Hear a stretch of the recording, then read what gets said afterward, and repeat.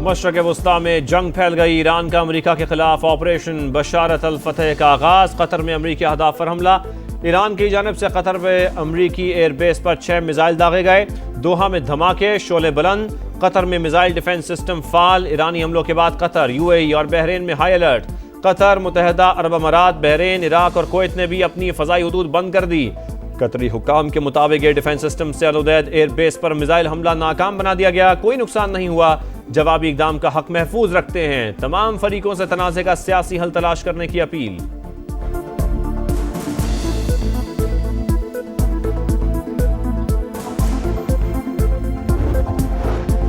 ईरानी हमलों के बाद अमरीकी सदर ने फौजी क़यादत का हंगामी इजलास बुला लिया। डोनाल्ड ट्रंप की सिचुएशन रूम में वजीर दिफा और जॉइंट चीफ्स ऑफ स्टाफ के साथ सूरत हाल की मॉनिटरिंग। व्हाइट हाउस हुक्काम के मुताबिक कतर में अमरीकी फौजी अड्डे पर हमले का इल्म है।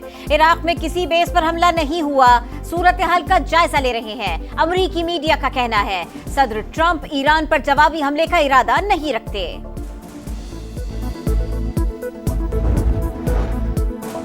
कतर में अल उदैद अमरीकी अड्डे पर 14 मिसाइल दागे। ईरानी पासदारान इनकलाब का दावा। वीडियो जारी। कहा फर्दो जौहरी तनसीब पर गिराए गए बमों की तादाद के बराबर मिसाइल दागे गए। दुश्मनों को खबरदार करते हैं। मारो और भाग जाओ का दौर खत्म हो चुका। अमरीकी फौजी अड्डों पर हमला। तेहरान में शहरी खुशी से सड़कों पर निकला है। सऊदी अरब की कतर में अमरीकी अड्डे पर ईरान के हमले की मजम्मत। वजारत खारिजा के मुताबिक ईरानी हमला जायज करार नहीं दिया जा सकता। सऊदी अरब और बरतानिया के वज़राए खारिजा का टेलीफोनिक राबिता।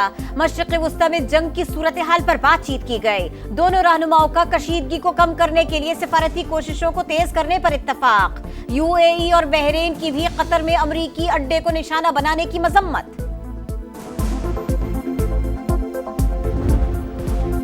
कौमी सलामती कमेटी की ईरान पर इसराइली हमलों की मजम्मत। जौहरी असासों को निशाना बनाने पर तशवीश का इजहार। हमले IAEA और अक़वाम मुत्तहिदा के चार्टर की खिलाफ वर्जी करार। एलामिया के मुताबिक फौजी इक़दाम ने ईरान अमरीका मुज़ाकरात के अमल को सबूताश किया। खित्ते में कशीदगी को बढ़ावा दिया। इसराइली जारियत ने एक बड़ी जंग के खतरे को बढ़ा दिया। ईरान को हक़ दिफा हासिल है। ईरानी हुकूमत और अवाम से मासूम जानों के ज़िया पर भी हमदर्दी का इजहार। वज़ीर आज़म शहबाज शरीफ की ज़ेर सदारत इजलास में फील्ड मार्शल समेत अस्करी और सियासी क़यादत की शिरकत। मुल्क की दाखिली और सरहदी सिक्योरिटी सूरत हाल पर गौर।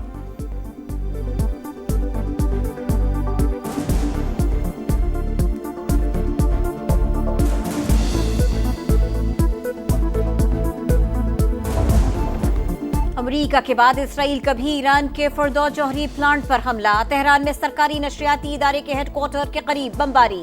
अवीन जेल, शाहिद बेहश्ती यूनिवर्सिटी और फौजी अहदाफ को निशाना बनाया। 2 फौजी ठिकानों पर हमले। शहीद सिक्योरिटी एहलकारों की तादाद 10 हो गई। शहदा में इस्लामी इनकलाब गार्ड कोर के 7 अरकान और 2 फौजी शामिल। वस्ती और जुनूबी इलाकों में कई इमारतों को नुकसान पहुंचा। ईरान का जवाबी वार। खुर्रमाबाद में इसराइली ड्रोन मार गिराया। सेयोनी रियासत पर खैबर शिकान, अम्मात, कदर और फतेह 1 मिसाइलों से हमले। यरूशलेम, तल अवीव और दीगर शहरों में धमाके।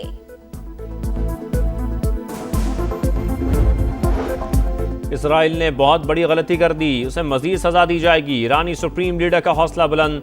ईरानी वजीर खारजा की मॉस्को में रूसी सदर से मुलाकात। आयतुल्लाह खामनाई का खत पहुंचाया। ईरान के खिलाफ जारियत बेबुनियाद। मदद की कोशिश करेंगे। मुलाकात मौजूदा सूरत हाल से निकलने का मौका फराहम करेगी। रूसी सदर पुतिन की गुफ्तगू। अब्बास अरागची ने कहा पुरअमन जौहरी तनसीबात पर हमला करके अमरीका ने आलमी कवानीन की खिलाफ वर्जी की। जवाबी कार्रवाई जायज हक है।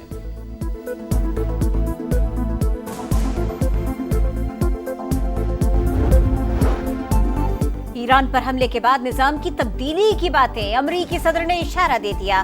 कहा रिजीम चेंज की इस्तिलाह सियासी तौर पर दुरुस्त नहीं समझी जाती, लेकिन हुकूमत अगर ईरान को अजीम बनाने में नाकाम है तो फिर निजाम तब्दील क्यों ना हो।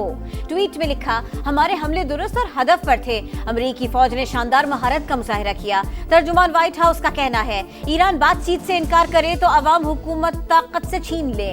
यकीन है ईरानी जौहरी तंसीबात मुकम्मल तौर पर तबाह हो चुकी। ईरान का अबनाए हुर्मुज़ को बंद करने का फैसला बेवकूफी होगी।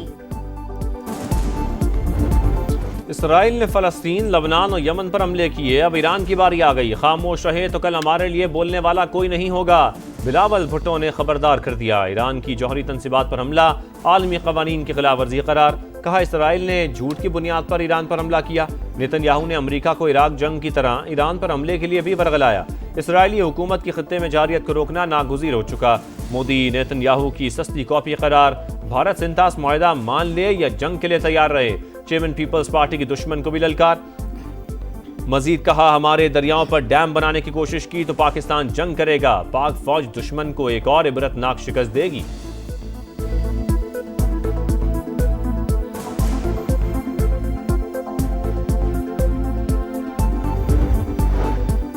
क्या अमेरिका की बमबारी में ईरान का फुर्दो जौहरी प्लांट मुकम्मल तबाह नहीं हो सका?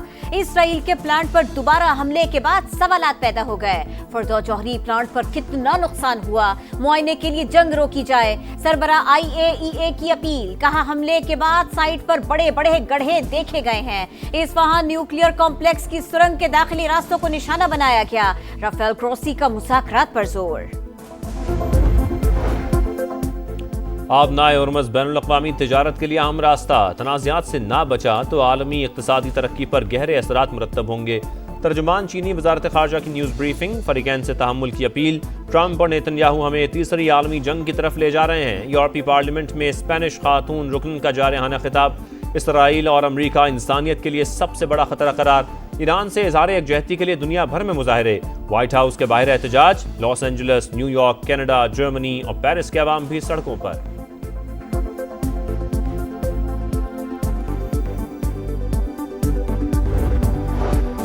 तनख्वाहदार तबके को रिलीफ देने के लिए टैक्स का बोझ कम किया। 5 करोड़ से जायद का मकान या प्लॉट खरीदने वालों से आमदन का पूछा जाएगा। 10 करोड़ से जायद कमर्शियल जायदाद, 70 लाख से जायद की गाड़ी खरीदने वालों को भी जवाब देना पड़ेगा। पेंशन इक़दामात के तहत ग्रेजुएटी पर कोई टैक्स नहीं लगाया गया। बजट में क्या तब्दीलियां हुई, वजीर खजाना ने बता दिया। कौमी असेंबली में बजट बहस समेटते हुए कहा सोलर पैनल्स की कीमतों में मामूली इजाफा होगा।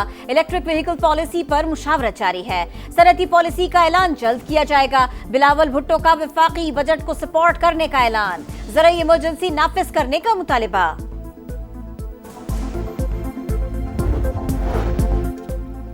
चीनी 200 रुपए किलो तक पहुंचने के जिम्मेदार बिलावल और वजीर आजम। बजट के बाद मईशत बर्बाद हो जाएगी।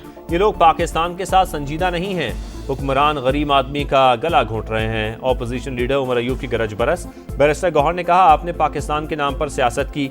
पाकिस्तान के तहफ़्फ़ुज़ का सवाल आए तो सियासत ना करें। आपके पास मैंडेट नहीं है।